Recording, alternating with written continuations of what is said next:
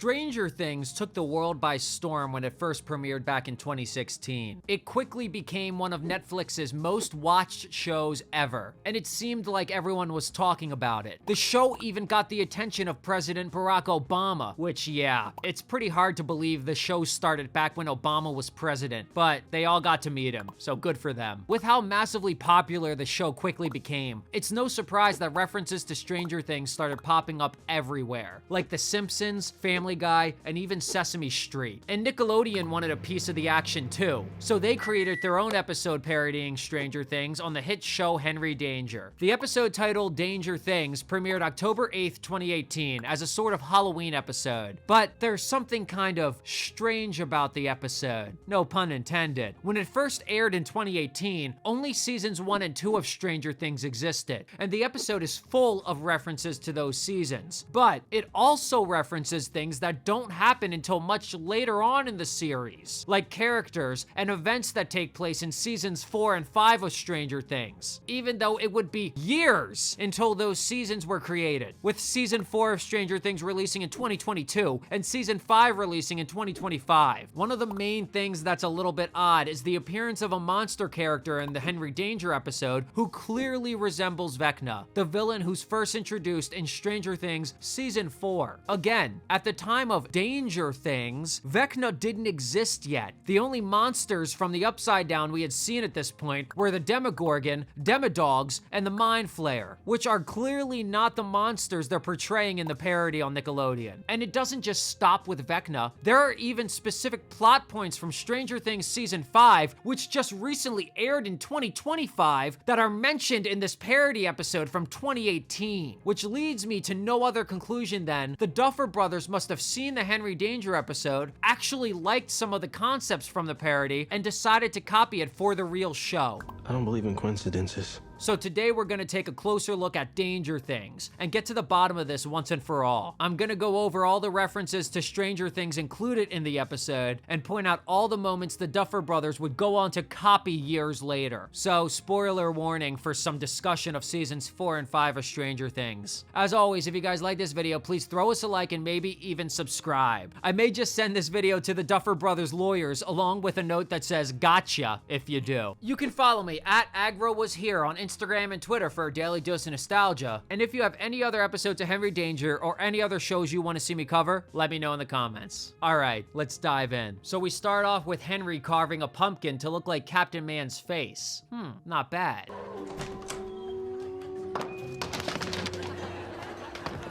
Honestly, I'm already scratching my head. Why does he hide the jack-o'-lantern from his parents? Even if they aren't allowed to know that he's Kid Danger and that he works with Captain Man is still a public figure, right? Like, couldn't anyone carve his face into a pumpkin? Sweet Stooms. We're not wearing stooms. We're leaving. Spencer from iCarly also abbreviates the word costume to stooms. In one of the episodes of iCarly, I'm pretty sure it's I Start a Fan War. And whoever shows up wearing the most awesome stoom wins a big prize. Most awesome what? Stoom. It's cool talk for costume. And of course, Henry's Halloween costume is a reference to Stranger Things Season 2, when the kids dressed up as the Ghostbusters for Halloween. I'm supposed to go trick-or-treating with Charlotte and Jasper. Okay, we're going as funny exterminators from a very famous movie.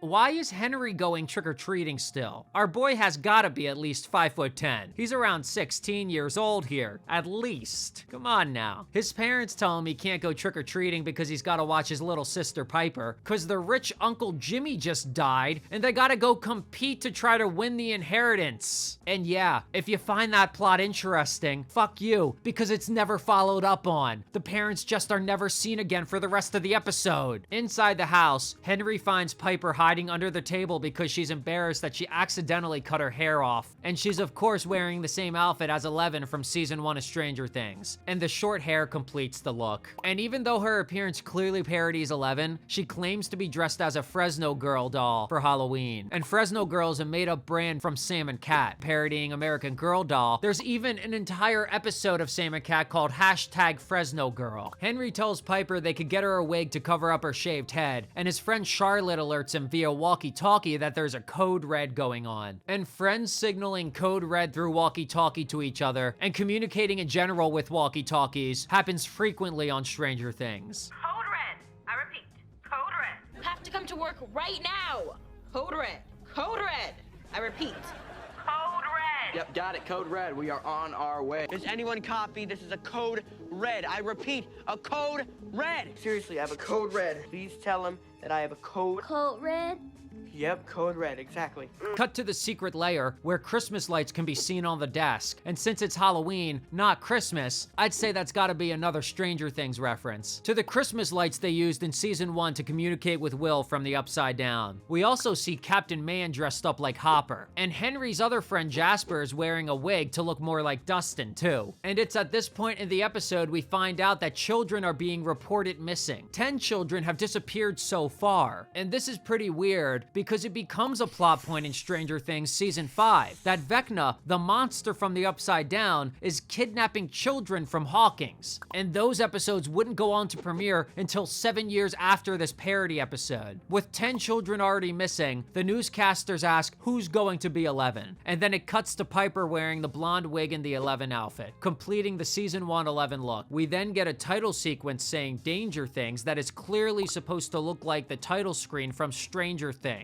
But honestly, it looks like a cheap dollar store version. They couldn't have spent more than 10 minutes on this shit, right? Then, it gets even weirder. The Vecna lookalike monster appears and kidnaps Piper, transporting her away to another dimension. And again, Vecna was not actually introduced as the villain of Stranger Things until season 4, which aired in 2022. There's no denying the creature in this episode resembles him quite a bit, even though the episode of Henry Danger aired in 2018, years before the Duffer Brothers gave us the real Vecna. And personally, I think it's also kinda sus how Henry is Vecna's real name in Stranger Things. Perhaps proof that the Duffer Brothers wanted to acknowledge and thank the Nickelodeon show for giving them ideas. But like I said, it gets even weirder. Vecna as a villain is introduced in season 4 of Stranger Things, but the specific plot point they're parodying here becomes a real thing even later in the series in season 5. In Danger Things, Henry's younger sister Piper gets taken by the Vecna lookalike. And in the real Stranger Things, Mike's younger sister Holly gets taken by Vecna. That's a pretty bizarre coincidence. Jasper falls down and injures his face, which is a damn shame. And then we get the real Henry Danger theme song, which is fucking awful. Honestly, with the Danger Things title card, they didn't even need to play the real theme song. Back in the secret lair, the characters go over all the locations on the map where the children have been kidnapped from, and they realize it makes an X pattern. And a pretty similar moment happens in Stranger Things season 5, except it's a circle shape instead of an X. But still, that's a huge fucking coincidence. Schwaz is also wearing a costume, and with the swooshy hair, it's clearly a reference to Steve from Stranger Things. Jasper runs into the room with his lip all swollen from falling and injuring up his face, and the busted lip is causing a speech impediment. A monster snatched her and then vanished in a puff of smoke. And I'm feeling like this is a reference to Dustin from Stranger Things. Finding and killing Vecna. Do you seriously think I don't care about that, Mike? A monster snatched her and then vanished in a puff of smoke. But could it be considered offensive? The actor has a birth defect. Cleidocranial dysplasia.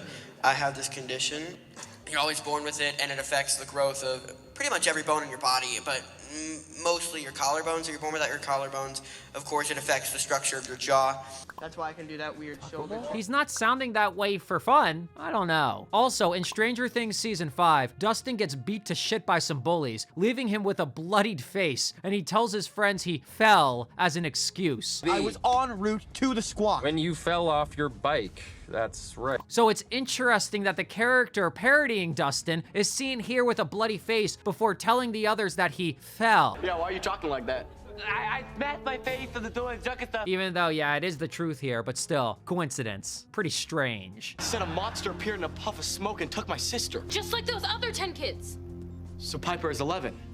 Precisely. The strangest thing. They realize Evil Science Corp is at the middle of the X on the map, which is just like season 5 of Stranger Things, when they drew out the circle and realized the location of the government headquarters is right in the middle. Jesus, whatever. Still don't see how this gets us any closer to finding Holly. Because it's not about the circle, it's about the center. DOE. That's Hawkins' lab.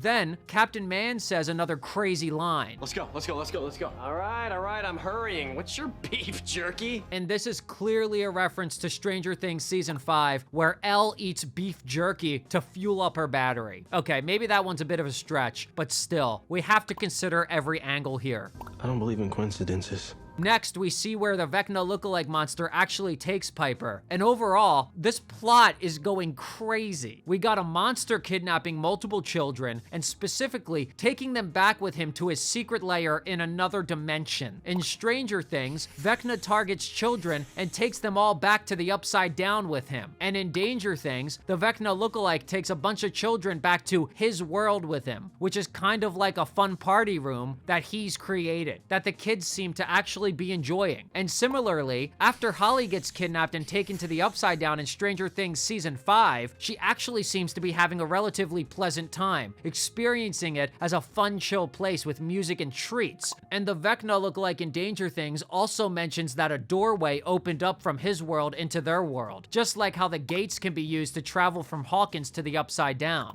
What's all this floating stuff? Ugh. Cotton candy?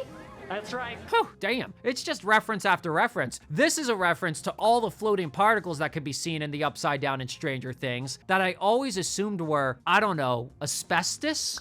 This party is lit AF, which stands for lit and fun. Lit AF is wild. And this kid eating a waffle on a stick references the many Eggo waffles seen in Stranger Things. Also, he says he's dressed as Barbara Bush. I'm former First Lady, Barbara Bush. Which ends up being another Stranger Things reference to Barb. Cut to Captain Man and Kid Danger busting into the evil Science Corp. They demand to speak to whoever's in charge, and some guy, Bill, pops up. And I recognize this cracker. He's actually the same actor from the iCarly Techfoot episode. Dude, Where'd you come from? from over there. I'm wearing silent shoes, see?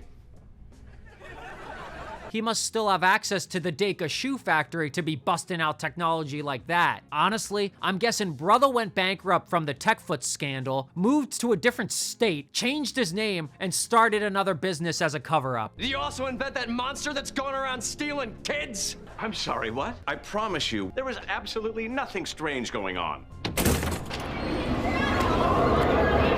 The portal is out of control! So Evil Science Corp is a pretty clear reference to the Hawkins lab, with its portal to another dimension being like the gate to the Upside Down, which Henry Danger refers to it as a wall nostril. We want to know what that giant wall nostril is, Bill! Also, there's what looks like a Demogorgon being grown in the lab in the background. And a Demogorgon of any kind is not shown being grown until Season 4 of Stranger Things. And the science lab workers are also in hazmat suits, just like the staff at the Hawkins lab can be seen wearing whenever they're near the gate. They say they hear lots of screaming coming from the portal, but really it's just the monster and all the children having fun and squealing with delight as they have a food fight with some jelly donuts. Captain Man and Henry go through the portal, and Henry starts saving all the kids by throwing them back through the portal against their will, while Captain Man beats the absolute living shit out of Vecna. All the characters come back from the portal covered in goo, which is a reference to characters returning from the Upside Down covered in goo in Stranger Things. The portal gets sealed up, closing off the connection between the monster world and the regular world, which even is in itself a reference to the Stranger Things when Elle has closed off the gate, but it turns out that one kid actually got left behind. The kid who was dressed as Barbara Bush, aka Barb. He got left behind and stuck in the dimension with the monster permanently, which is of course a reference to Season 1 of Stranger Things when Barb gets trapped and killed in the Upside Down, which is probably one of the most screwed over characters in Stranger Things history, to be honest. And that was actually so many references to Stranger Things in such a short amount of time that if you stripped down the episode and took all the references away, there'd be basically nothing left at all whatsoever plot-wise. Some kids get kidnapped for an unidentified reason. There's literally no reason other than the Vecna lookalike character was lonely, and then they get unkidnapped. That was just a reference fest, and for those of you who have seen my review of the Victorious episode, The Breakfast Bunch, I felt that was the same way. Too many references, not enough plot, pretty nonsensical if you haven't seen the original movie. If I had never seen Stranger Things before, I'm pretty sure this episode would have left me scratching my head. But enough of me yapping. What do you guys think about all the similarities between Nickelodeon's Parody episode and Season 5 of Stranger Things? Is it all just a big coincidence? Or are you convinced the Duffer Brothers copied ideas directly from the Henry Danger episode? Let me know how you're feeling in the comments, and let's kick it. And as always, I gotta give a massive, dangerously girthy shout out to my channel and Patreon members. I would fight Vecna for you guys any day of the week. I appreciate each and every one of your little asses, and that's all I have to say. If you're still here, why not check out some other videos and make sure you're subscribed. Don't be a mouth breather. Come on now, do it. All right, thanks for listening.